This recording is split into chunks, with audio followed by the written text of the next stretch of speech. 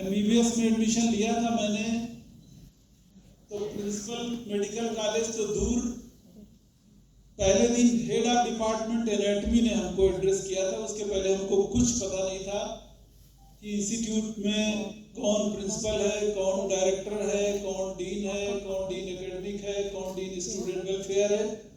और मैं ये बता दूं कि ये सारी पोस्ट पहले थी भी नहीं, एक प्रिंसिपल होते थे, उनका अपना ऑफिस होता है।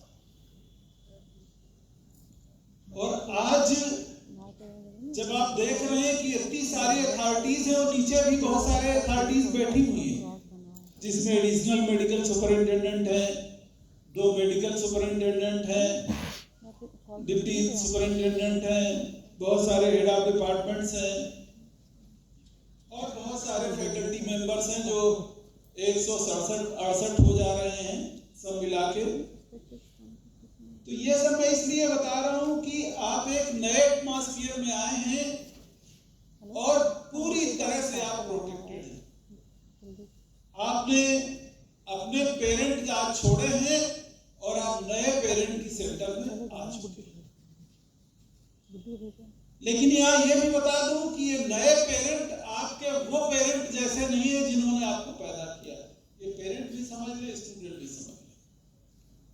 वहां आप खाना खा के 50 नखड़े करके जूते इधर फेंकते हो, मोजे उधर फेंकते हो, बहन पे चिल्ला देते हो, 12 बजे सो के उठ जाते हो, रात को जब मन आता है सोते हो, मोबाइल देखते हो, आराम से रहते हो, कपड़े कोई और धुल देता है, प्रेस कोई और कर देता है। ये सब यहाँ नहीं चलेगा। यहाँ आप जिन पेरेंट के साथ रहने जा रहे हो वो डिसिप्लिन्ड लोग हैं, उन्होंने अपनी लाइफ इन्वेस्ट की है। ये बात सही है कि एक दिन वो तुम्हारी तरह थे, लेकिन अब आप डिफरेंट एटमॉस्फेयर में आ गए। और जब भी आदमी जगह बदलता है तो उसको उस हिसाब से एडजस्ट और अडॉप्ट करना पड़ता है। अभी आपको सभी ने बधाई दी कि आपने टेस्ट क्वालिफाई किया है, जिसकी वजह से आप इस देश के एक प्रीमियर इंस्टीट्यूट में मेडिकल में आपको एडमिशन मिला है। सभी ने आपको बधाई दी, लेकिन मैं आपको बिल्कुल बधाई नहीं दे रहा हूं। ना आपने ऐसा कोई बड़ा भारी काम किया है जिसके लिए मैं बधाई दूं। इसको ऐसे समझिए कि आपको एक टिकट मिल गया एक ऐसी बस में बैठने का जो बस 5 साल उबड़ खाबड़, दुख भरे, दर्द भरे, मेहनत कश, डिसिप्लिन के साथ, लगातार पढ़ाई के साथ, लगातार स्ट्रेस के साथ, इम्तिहान के टेंशन के साथ, परीक्षा पास करने के टेंशन के साथ, लेक्चर अटेंड करने के साथ, लेबोरेटरी में टेस्ट करने के साथ, अटेंडेंस के साथ, डेकोरम के साथ, तो एक तरह का डिसिप्लिन की बात सबने कही, वो बना के उबड़ खाबड़ रास्ते पे आपको 5 साल ये बस जब यहां से लेकर दिल्ली तक 500 किलोमीटर जब पहुंचाएगी, तब आपको बधाई दी जा सकती है। अभी कोई बधाई की जरूरत नहीं है। अभी आपको सिर्फ एक टिकट मिला है एक ऐसी बस में बैठने के लिए जो बस बहुत डिफिकल्ट है। और ये मैं इसलिए नहीं कह रहा हूं कि मैं यहाँ डायरेक्टर हूं तो इसलिए मुझे डिस्करेज करना नहीं। आज पहला दिन है, पेरेंट भी आपके साथ है। मैं बता दूं कि जो बच्चे अपने माँ बाप के बहुत प्रिय हैं, जिनको किसी को सुनना पसंद नहीं है, जो आराम तलब हैं, जो खाना अच्छा खाना चाहते हैं, मर्जी से सोना चाहते हैं, मर्जी से रहना चाहते हैं, मर्जी से पढ़ना चाहते हैं, मर्जी से जीना चाहते हैं, किसी की इंटरफेरेंस पसंद नहीं है, वो बच्चे अभी भी 18 साल के हैं। मुझे लगता है अभी आपके पास ऑप्शन है, मेडिकल छोड़ दीजिए, कोई और ब्रांच ज्वाइन कर लीजिए। ये क्रैक कर लिया है तो हर टेस्ट आप क्रैक कर सकते हैं, ये मैं जरूर कह सकता हूँ। अगर आप मेहनत करेंगे तो आप IAS भी क्वालिफाई कर लेंगे, ये मैं कह सकता हूँ। लेकिन अगर मेडिकल में आप सेलेक्ट हो गए तो IAS में भी आप एक दिन सेलेक्ट हो जाएंगे, इतनी मैं गारंटी दे सकता हूँ। लेकिन बिना मेहनत, बिना डिसिप्लिन, बिना क्लास अटेंड किए, बिना पेशेंट देखे, बिना डेमोन्स्ट्रेशन अटेंड किए, बिना डिसिप्लिन में रहे, बिना टेक्निक सीखे, बिना पेशेंट एग्जामिन किए, बिना पेशेंट के साथ अच्छा रिलेशन बनाए, बिना टीचर्स की बात सुने, बिना क्लास अटेंड किए, बिना ठीक से अपना मेहनत दिए हुए अगर आप सोचें कि आप अच्छे डॉक्टर बन जाएंगे तो भूल जाइए, ऐसा कभी नहीं हो पाएगा। अच्छा डॉक्टर बनने के लिए you will have to be disciplined, you will have to learn dedication, you will have to learn to give your maximum, you will have to learn to read in disciplined manner, you will have to learn to attend the classes, you will have to learn attend tutorials, you will have to learn to comprehend with the people, you will have to learn different kinds of the skills, you will have to learn how to behave with other people, you will have to learn how to behave with your teachers, you will have to learn how to behave with your seniors, you will have to learn how to live in harmony with your colleagues. This is the time of 5 years which will be changing your life. तो जब 5 साल आपकी life को change करने जा रहे हैं तो लाइफ तो ऐसे नहीं चेंज हो जाती। लाइफ जब चेंज होती है तो आपका 1 पाउंड गोश्त मांगती है ना। लाइफ ऐसे चेंज हो जाएगी क्या? भाई कल भी आप ऐसे 12 पास स्टूडेंट थे और एमबीबीएस आपको एक डिग्री मिल जाएगी और डिग्री बिना पर्सनालिटी चेंज हुए अगर मिल भी गई तो उसकी क्या कीमत? उसकी कोई कीमत नहीं। अभी आपने जो मेहनत करके सीपीएमटी क्रॉस की है, मैं ये बता दूं उससे 20 गुना मेहनत अभी आपको करनी है। और मैं डरवा नहीं रहा हूं, मैं स्वागत कर रहा हूं, बहुत वार्म साइंस है और ये फंक्शन भी इसीलिए ऑर्गेनाइज किया गया है। लेकिन मैं ये बता दूं कि अगर आप मेहनत कश नहीं है और सीखना भी नहीं चाहते हैं कि मेहनत करनी है तो अभी भी आपके पास मौका है। पेरेंट अपने बच्चों को मोटिवेट करें और तमाम सारी स्ट्रीम्स हैं, इंजीनियर्स हैं और आईएएस है, पीसीएस है, बड़ी बड़ी नौकरियां और हैं, बैंकिंग है, रेलवे है, मतलब आर्मी है, फौज है, बहुत सारी नौकरियां हैं, सब में क्वालिफाई कर जाएगा आपका बच्चा। उसको डॉक्टर मत बनाइए,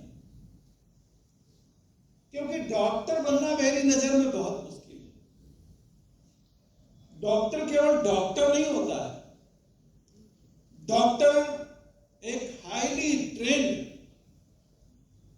पर्सनालिटी होता है जिसके अंदर एक टीचर भी होता है, एक चिकित्सक भी होता है, एक सर्जन भी होता है, एक भाई भी होता है, एक बहन भी होती है, एक उसके अंदर मदरली फीलिंग भी होती है, उसमें चैरिटी भी होती है, उसमें करुणा भी होती है, उसमें कंपैशन भी होता है, उसमें मर्सी भी होती है, उसमें ब्रदरहुड भी होती है, उसमें एकेडमिक्स भी होता है, उसमें सर्जन भी छुपा रहता है, उसमें फिजिशियन भी छुपा रहता है, उसमें रिसर्चर भी छुपा रहता है।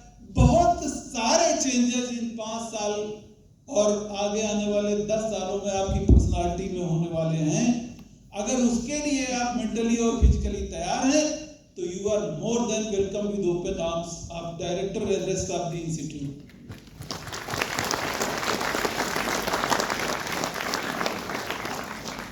और एक चीज ये भी बता दें, पिछले सालों रिम्स एक प्रीमियर इंस्टीट्यूशन है और सरकार के पास फंड की कमी नहीं है रिम्स में देने के लिए। पिछले सालों जो मेडिकल का यहाँ रिकॉर्ड रहा है वो अच्छा नहीं रहा है, सीनियर स्टूडेंट समझ लें। आप थोड़ी सी नॉनसेंस करते हैं, इंस्टीट्यूट कई महीनों सफर कर जाता है। पिछले दिनों हमने आर्म्ड होम गार्ड ली, 40 बंदूकधारी होम गार्ड लिए और एक आर्मरी बनानी पड़ी। जब आप बंदूक लेते हो तो बंदूक सरकारी है, उसको रखने की जगह बनानी पड़ेगी। हमारे पुराने स्टूडेंट्स ने बिना सोचे समझे होम गार्ड 7 पास है। आपने एक अच्छा कंपटीशन पास करके एमबीबीएस में 2 साल बिता लिए। अगर आपको यह तहजीब नहीं आई कि आपके इंस्टीट्यूट में जो आदमी आपकी सुरक्षा के लिए है उसी से आपने झगड़े कर लिए, आपने अथॉरिटीज को इन्वॉल्व नहीं किया, आपने अपने टीचर्स को इन्वॉल्व नहीं किया, खुद कानून हाथ में लिया, नतीजा क्या हुआ? इंस्टीट्यूट टर्मोइल में रहा 10 दिन, अथॉरिटीज टर्मोइल में रही, एडमिनिस्ट्रेशन डर गया, पुलिस ऑफिसर्स ने उनके आर्म्स अलग रख, हमारे अधिकारियों ने भी उनके आर्म्स रखवा लिए और आज दिन तक वो दोबारा आर्म फोर्सेस हम डिप्लॉय नहीं कर पाए जो आपकी सुरक्षा के लिए थे। ये है इमेच्योरिटी। दूसरा, आप क्या करते हो, पूरे एक साल तो इधर उधर ग्रुप में घूमते हो, क्लास अटेंड नहीं करते हो, डेमोन्स्ट्रेशन में नहीं जाते हो, लैब में टेस्ट नहीं करते हो, कंपटीशन की तैयारी करते रहे तो अच्छी बात है आगे एमडीएमएस के लिए। और जब एग्जाम होता है तो ग्रुप में आप आ जाते हो, चलो डायरेक्टर के पास चलते हैं, चलो डीन के पास चलते हैं, एग्जामिनेशन पोस्टपोन करवाते हैं। पेरेंट भी सुन ले और नए स्टूडेंट्स भी सुन ले। तुम नए हो इस संस्थान में और मैं भी नया हूं इस संस्थान में, भी 8-9 महीने हुए हैं। चेंज यहाँ पे कैंपस में दिखाई पड़ रहा है। मेरे पास अगर कोई भी इस अपील के साथ आया कि अब एग्जाम पोस्टपोन कर दिए जाए, या फालतू में नारा लगाते हुए आया कोई बिना बात समझ के, तो मैं एक्शन लेने में 1 मिनट नहीं लगाऊंगा। चाहे आप किसी मिनिस्टर के बच्चे हों, चाहे किसी भारी ब्यूरोक्रेट के बच्चे हों, चाहे जिसके भी हों। मुझे जो अचीव करना था, मैं 65 साल की उम्र में अचीव कर चुका हूं। मुझे कुछ लूज नहीं करना है, ना मुझे कुर्सी से बहुत ज्यादा ऐसा चिपकाव है कि मुझे उसी के साथ रहना है। लेकिन मैं एक सीनियर एडमिनिस्ट्रेटर के साथ एक सीनियर प्रोफेसर हूं। मेडिकल साइंस में मेरी जगह पितामह की आप कह सकते हैं हो गई है। मेरे पढ़ाए हुए बच्चे बहुत सारे इंस्टीट्यूट्स में इंक्लूडिंग एम्स में हेड ऑफ डिपार्टमेंट्स भी हो गए हैं। अगर मैं आप में डिसिप्लिन नहीं डाल सकता तो मुझे लगता है मैं अपने प्रोफेसर के साथ अन्याय करूंगा।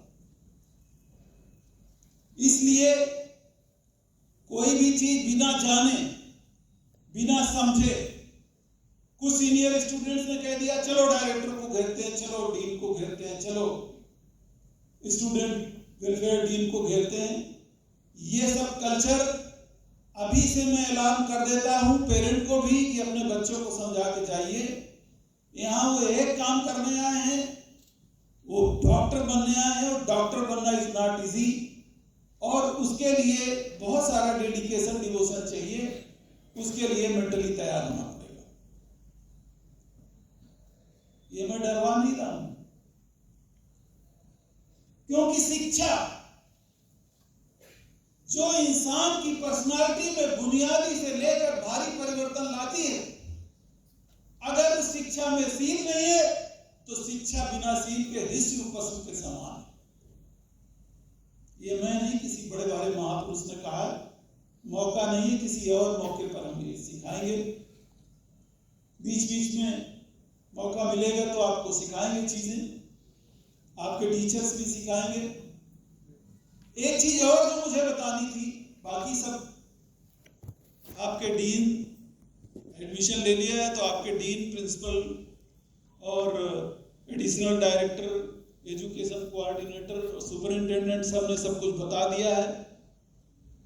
एक चीज मैं पेरेंट और बच्चों को बता देना चाहता हूं कि बहुत सारा आप एडवांस एरा में पैदा हुए हैं। आपके पास खाने के लिए मेस है, साफ करने के लिए वॉशिंग मशीन है, चलने के लिए बाइक स्कूटर है, ज्यादा लंबी जर्नी के लिए हवाई जहाज भी है। आप नेट से खाना भी डिलीवर करवा सकते हैं, कपड़ा भी डिलीवर करवा सकते हैं, ग्रॉसरी भी डिलीवर करवा सकते हैं। बहुत दूरी पर हो तो शादी भी नेट से कर सकते हैं। सब कुछ नेट से कर सकते हैं, लेकिन एक चीज आप नहीं कर सकते हैं वसुंधरा पर, कि आप कभी डॉक्टर नहीं बन सकते नेट की पढ़ाई करके। इसलिए ये गांठ में बांध ले कि डॉक्टर बनने के लिए तो टीचर्स के साथ एक्सपोजर होना ही है, उसके बिना आप अच्छा डॉक्टर नहीं बन सकते। इसलिए इस गलतफहमी में मेरे से पूछिए, मैं भी आई वॉज यू समडे। एक पहला क्लास मैंने छोड़ा था एनाटॉमी का, उसमें कुछ कॉन्सेप्ट ऐसे हमारे प्रोफेसर तिवारी साहब हेड ऑफ डिपार्टमेंट थे बता दिए। उसी क्लास में इसलिए कि अप्रन पहनना जरूरी था फर्स्ट डे, और अप्रन मेरे पास नहीं था तो मैं डर की वजह से नहीं गया। उस दिन के फंडामेंटल सीखने में मुझे 1 महीने लगा पूरी तरह से, क्योंकि फंडामेंटल क्लास थी। एक क्लास मैंने और एक दिन छोड़ा था जिसमें कोई किसी महापुरुष की जयंती थी, छुट्टी नहीं थी। उस क्लास में पैथोलॉजी का कोई क्लास हुआ था। उसके फंडामेंटल सीखने में हमको बहुत समय लगा। एक दिन मैंने मेडिसिन का क्लास छोड़ा था। उस मेडिसिन में गुप्ता साहब ने लेक्चर लिया था, बहुत फंटास्टिक लेक्चर लिया था। उस सब्जेक्ट को पढ़ने में के लिए मुझे 10 बार पढ़ना पड़ा।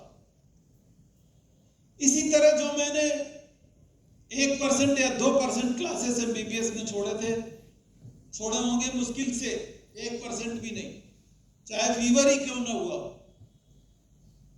क्लास अटेंड करना बहुत जरूरी है। और टीचर को टीचर, वो गुरु शिष्य परंपरा हमारे यहां खत्म हो गई। कभी और मौके पे बताऊंगा। नालंदा विश्वविद्यालय के खंडेर बताते हैं कि हम कहां थे, हम विश्व गुरु थे। श्री श्री 108 विश्व गुरु सारिपुत्रा की उपाधि वहां दी जाती थी। दुनिया भर के स्टूडेंट्स वहां पढ़ते थे। गेट पे ही इंटरव्यू होता था। 10 सवाल गेट कीपर प्रोफेसर पूछता था। 6 जो बता देता था उसका नालंदा विश्वविद्यालय में एडमिशन हो जाता था। उस समय एक डॉक्टर पैदा हुआ था जिसका नाम जीवक कुमार बख्शा था, जिसने 3 ही साल में मेडिकल की डिग्री हासिल करके और दुनिया में अपना नाम कर लिया था। मैं न्यूरोसर्जन हूं। जब न्यूरोसर्जरी का एम दुनिया नहीं जानती थी तो उस आदमी ने दिमाग खोल के निकाला था। कीड़े निकाले थे उसमें। आप डालिए गूगल पे मेरा नाम, आपको लिटरेचर मिल जाएगा। आप उसी धरती पर हो। आप ऐसे ही मेडिकल कॉलेज में आ गए हो।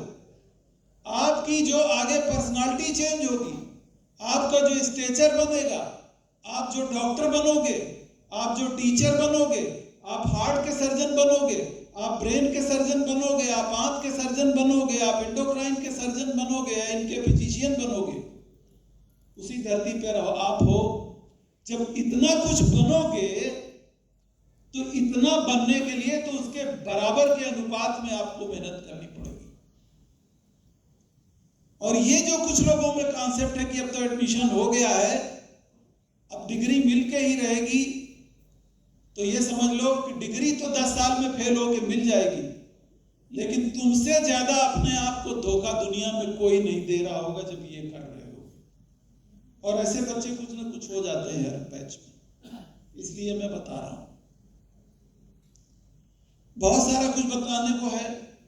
आप ऐसे प्रोफेशन में आ चुके हो जिसमें लोगों का पेन कराते हुए, लोग दर्द में, कैंसर से पीड़ित, हार्ट में पेन लिए, चेस्ट में पेन लिए, सांस को फूल रहे हुए, सांस नहीं आ रही है, बुखार हो रहा है, डायरिया हो रहा है, डिहाइड्रेशन हो रहा है, तरह तरह के फीवर हो रहे हैं, कोविड सबने देखा, कैंसर सबने देखा।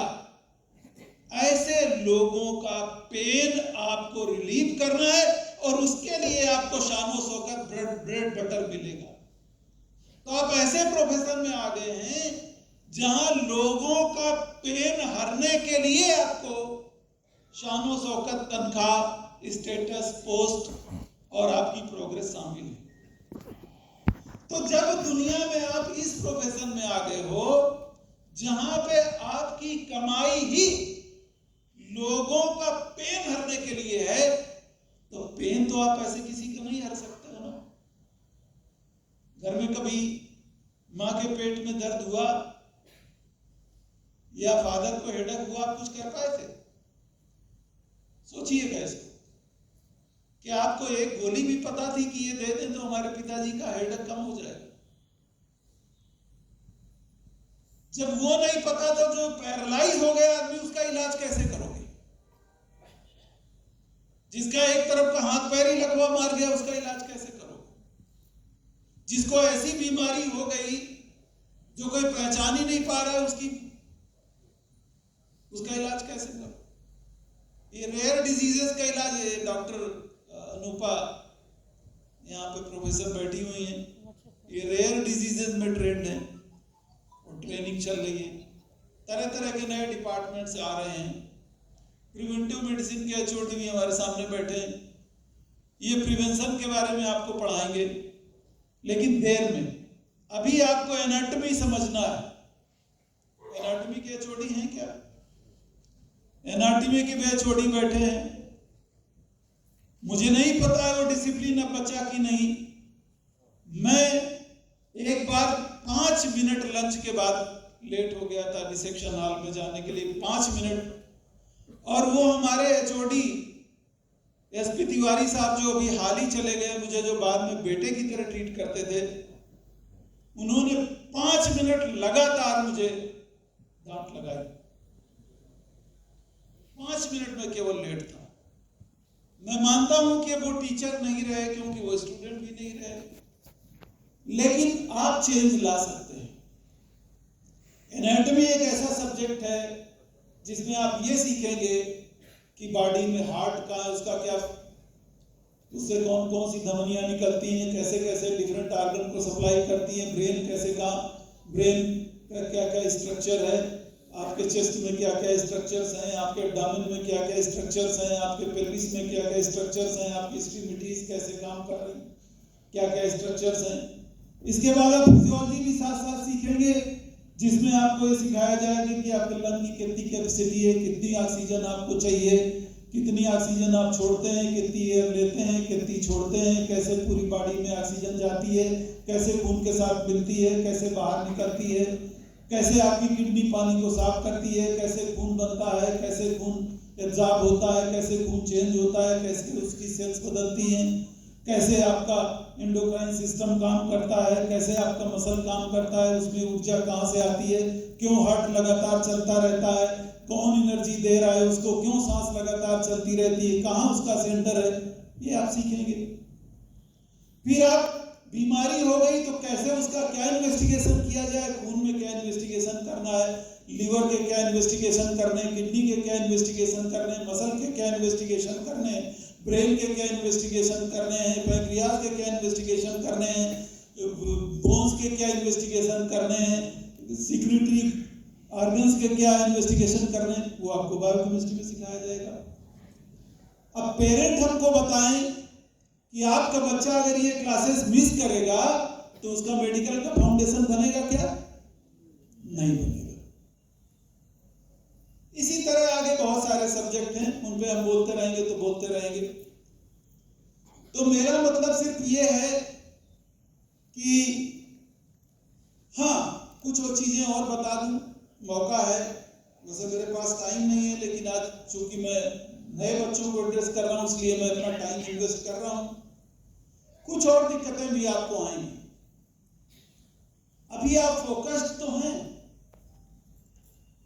लेकिन उतने फोकस्ड नहीं है जितना मेडिकल में चाहिए। धीरे धीरे जब आप पढ़ते जाएंगे तो आपको एक कांस्टेंट अवेयरनेस आ जाएगी, एक माइंडफुलनेस आ जाएगी। ये सब चीजें भी सुनने में बहुत मुश्किल लग रही होंगी, तो हम मुश्किल में छोड़ के आपको नहीं जाना चाहते। धीरे धीरे आपको एक माइंडफुलनेस डेवलप करना है। What is mindfulness? माइंडफुलनेस का मतलब है कि आप अवेयर हैं, आप कॉशियस हैं। क्लास में बैठे हैं, टीचर क्या बोल रहा है आप उसके लिए कॉशियस हैं, उसका क्या मतलब है उसके लिए आप कॉशियस हैं। आपके ब्रेन में सेंटर है लर्न करने का, समझने का, उसको आप समझ रहे हैं। उसके बाद ब्रेन में एक सेंटर है जिसमें मेमोरी जाती है, इसके बाद आप दोबारा पढ़ेंगे वो मेमोरी में चला जाएगा। जब धीरे धीरे ये करते रहेंगे तो लेक्चर में ही बहुत सारी चीजें आपको याद हो जाएंगी।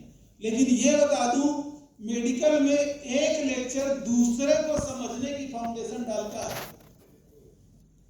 इतनी बारीकी में आपको कभी, ये हमारे जो बच्चे बैठे हैं इनको भी कभी किसी ने नहीं बताया। पहला लेक्चर मेडिकल में दूसरे लेक्चर को समझने की फाउंडेशन डालता है। तो इस गलतफहमी में कि नेट से पढ़ लेंगे, लेक्चर नहीं सुनेंगे, आपका कल्याण होने वाला नहीं है। Teachers are teacher. कोई अच्छा टीचर हो सकता है, कोई थोड़ा बुरा टीचर हो सकता है, कोई अच्छा पढ़ाता हो सकता है, कोई थोड़ा बुरा पढ़ाता हो सकता है। लेकिन ये मत भूलिएगा वो टीचर भी ये सारा सैक्रिफाइस करके ही, उसके बड़े डिफिकल्ट क्राइटेरिया है, ऐसे कोई टीचर नहीं बन सकता। तो टीचर को अच्छा और बुरा देखना, इसका मतलब आप अपने को बुरा देख रहे हैं। तो इंट्रोस्पेक्शन करना है।